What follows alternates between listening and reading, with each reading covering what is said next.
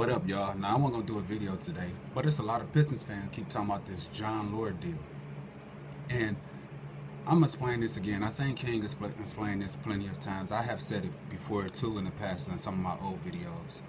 We did not need a new starter. Our starters was like one of the top starters in the NBA last season. It's on Google. Go look it up. We had one of the best starters in the NBA last year, so we didn't need a starter. The problem with the Pistons last year was our bench. We had the worst bench in the NBA. We didn't have one of the worst bench. We had the worst bench in the NBA. The 76ers, the worst team last year in the NBA, had a better bench than the Detroit Pistons. The reason we made it to the playoffs is because of our starters. Our starters carried us. Our starters put up a lot of minutes and they put up a lot of points. We probably put up around 75 points per game. You know what I'm saying? Our bench barely was putting up 20 points per game. We had Steve Blake, Chicken Little, aka Chicken Little, running the point guard, the backup point guard position. He couldn't create for others. He couldn't get his own shot, and he always turned the ball over. That's why we got Ish Smith. Ish Smith is going to come in. He's going to give us energy. He's not going to get the ball stripped once he gets to half court, and he's going to score. He's going to spark our offense, which we was missing last year. AT, he was a spot-up shooter. He had dive to the rim here and there, but he was just one-dimensional. He couldn't really do nothing. He didn't do nothing in the playoffs, and he barely did anything in the playoffs. He'd have some huge games from behind the line. He hit about 4 or 5 threes in one game here and there. But for the most part, he was one-dimensional. We needed an upgrade. He wasn't a legit power forward, backup power forward for us. That's why we went out and drafted Henry. And then that's why we just got Lord. Lord can play two positions. He can play center. He can play power forward. He's going to help Andre. If teams get to follow Andre, if they don't do something about the hack of Dre, we can take Andre out, put Lord in, and he's going to cause havoc. If you look at the guy, his highlights against the Pistons on my channel, you will see he was playing center, and Bangs was having trouble guarding him, and Andre was having trouble guarding him, so he could play two positions. Like King said, this team is versatility. Stan Van Gundy is putting a versatility team around Andre, man. Almost every position they can play two or three positions. You know what I'm saying? So you guys, I think y'all just wanted Al Horford so bad. Don't get me wrong, I wanted him too. But I knew that wasn't going to happen. I knew he was 30 years old. I knew he was going to want a max contract, and I knew that we could have gave him that, but then we weren't going to be able to go get nobody else. So I understand and get the move that Stan Van Gundy made and what he did in free agency. You know what I'm saying? Some of you Pistons fans need to hold your horses and calm down. Because once they start working and you start getting to like John Lord, you're going to be back on the Pistons bandwagon and you're going to like the guy. And then people say, y'all go look at his stats and he's trash. This guy has never gotten any playing time for real, people. Last year, I think he averaged 18 points, and he averaged like 8.5 points per game and like 4 or 5 rebounds or something, 6 rebounds or something like that. Just imagine if the guy was playing 29 minutes or something, or 25 minutes. You know what I'm saying? He'd be averaging 16 and motherfucking 8 rebounds. You know what I'm saying? That's what y'all not getting. Y'all going to look at his stats. He never really got playing time. You know what I'm saying? He never got it. And in order to play and play good and to put up good stats, you need the playing time. If he getting 18 points per game, that's not good enough. Of course, his stats is going to say 8 points and 6 rebounds. When he was in Memphis, he didn't play that much. You know what I'm saying? That's why his stats is horrible. But he's going to have an opportunity to get some minutes here. He ain't going to get no 25 or nothing like that. He probably going to be stuck at 16, 18. You know what I'm saying? He probably going to get more because AT gone. So he might get motherfucking at least 20 minutes, depending on how Henry develops. So you people just need to get off your high horse. Y'all wanted something big and shiny and in a big name. But in reality, we didn't need no big name. We already got players that's developing and that's building their own name. Andre, he's building his own name. Reggie Jackson, he building his own name. KCP is building his own name. Marcus Morris is improving. Tobias Harris is improving. You know what I'm saying? Stanley Johnson can become a potential superstar. Who knows? It takes time, people. You know what I'm saying? Everything takes time. And that's it. Yes, Tobias Harris is not a fucking, a legit power forward. But when we got him when we first got him last year, we had a winning record with him in the regular season. The thing was, when we ran into the Cavaliers, they had Kevin Love. We had nobody to match up with him. He was too big, he was too tall, and he's a legit power forward.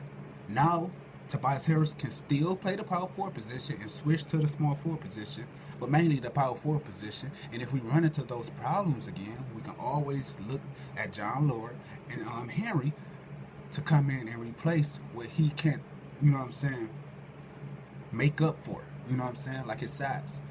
Kevin Love was dominating him in the post. So if he get the Kevin Love get to dominate him again, we can put John Lord in. Maybe he'll help, and maybe he won't. You got to let things play out first. You know what I'm saying? You just gotta let it play out first. I seen people complaining about the Ish Smith deal.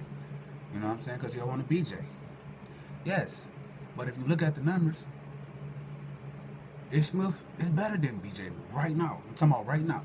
And a lot of people, y'all holding on to with BJ, the numbers he was putting up with us. Who's to say that he was going to put up the numbers with us again 2 years after he done got traded away?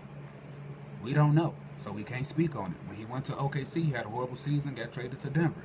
He picked up his play a little bit, but it wasn't nowhere close to when he came to us. You know what I'm saying? Who knows how he'll play? And then he got a 4-year deal worth $29 million. What's Stan Van Gundy do? He go out and finesse and get a very good, productive player that been looking to find somewhere to stay for years and gave him an $18 million deal for 3 years. You can't beat that, man. Stan Van Gundy is a smart man.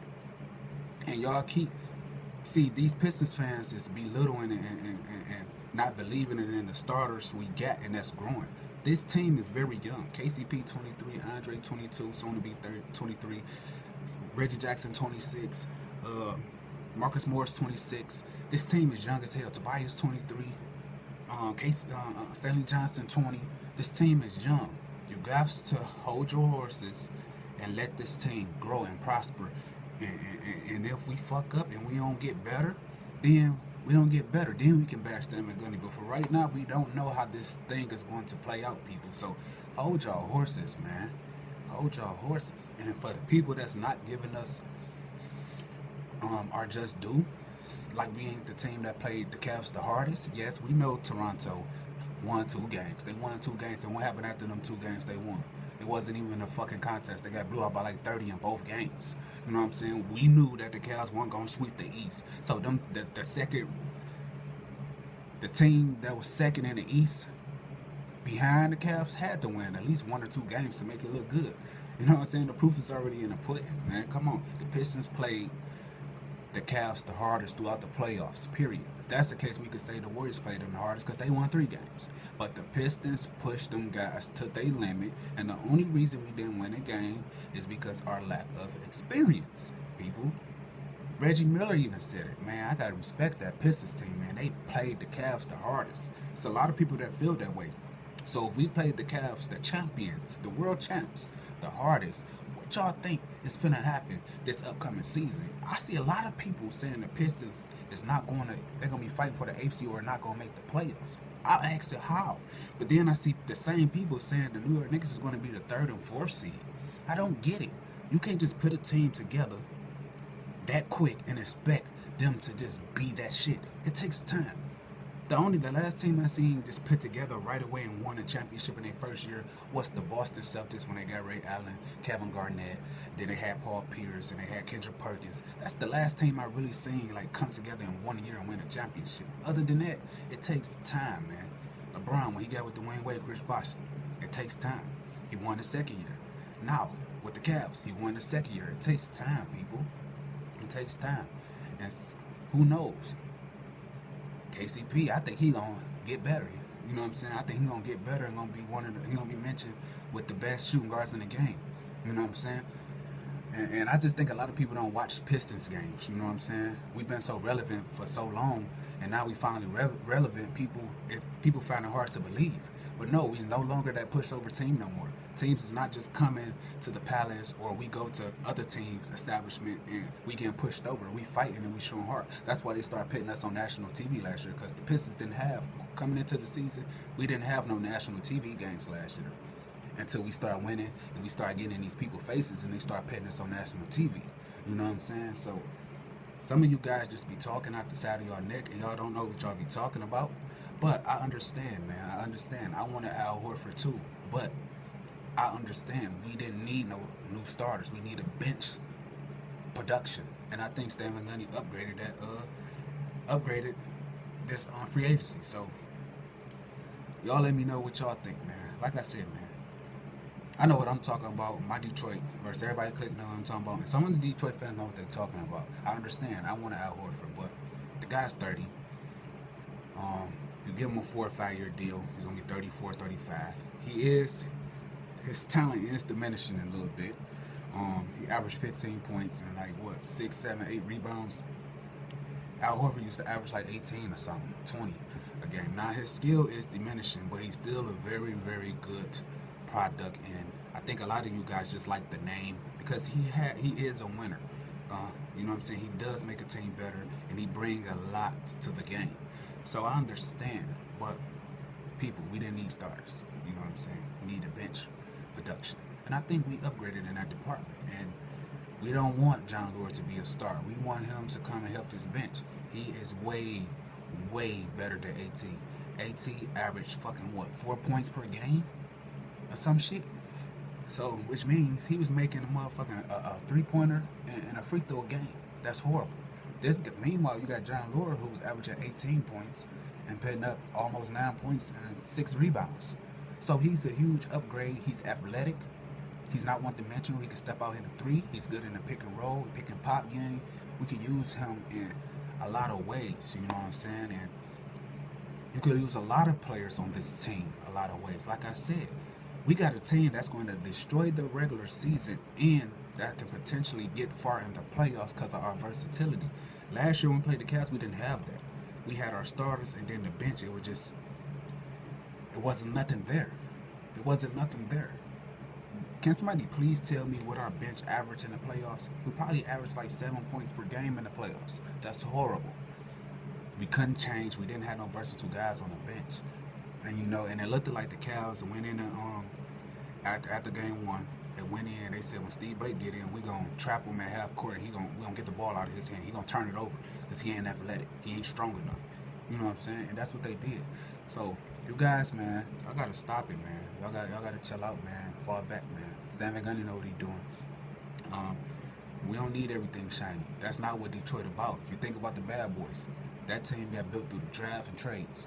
You know what I'm saying? And we ain't gonna get no superstars. We ain't gonna do none of that or join. We ain't get nobody a superstar to join us. We got a lot of great players that is Hall of Famers now, and that got their jerseys hung up in the Raptors from working hard and playing as a team. And that's what it's Detroit about. When Stan Van Gundy first came here, he said, I want to bring it back because I want to bring this Pistons team back because they got some great fans and I want to put a great product on the floor. And that's what he's doing. We don't need no fucking superstars, man. We got players that can become a superstar. Andre can become a superstar. If they limit the motherfucker Hacker Dre, then, you know what I'm saying, he's going to be a superstar. He's going to be averaging about 10, 20 points and motherfucking 17 rebounds. You know what I'm saying? So y'all just got to chill out and stop. And you Pistons fans need to stop getting on Andre Drummond about his free throws. Because once again, he wouldn't be that bad of a free throw shooter if he didn't have to take so many unnecessary free throws. Yes, I'm not making no excuses. He do needs to get better at shooting free throws. But if they limit the Hacker Dre shit and he take about 7, 8 free throws per game, I'm pretty sure he can make half of them. You know what I'm saying? And he'd be a 50 or 55% free throw shooter. That's missing one, making one. You know what I'm saying? So y'all pump your horses. I had to do this video, man, because there's a lot of Pistons fans that just be talking just to be talking. I'm gone, man. It's your boy LB. Subscribe to me, like my video, dislike it, whatever you want to do with it. I'm gone. Peace. Shout out to my Detroit versus everybody click. Peace.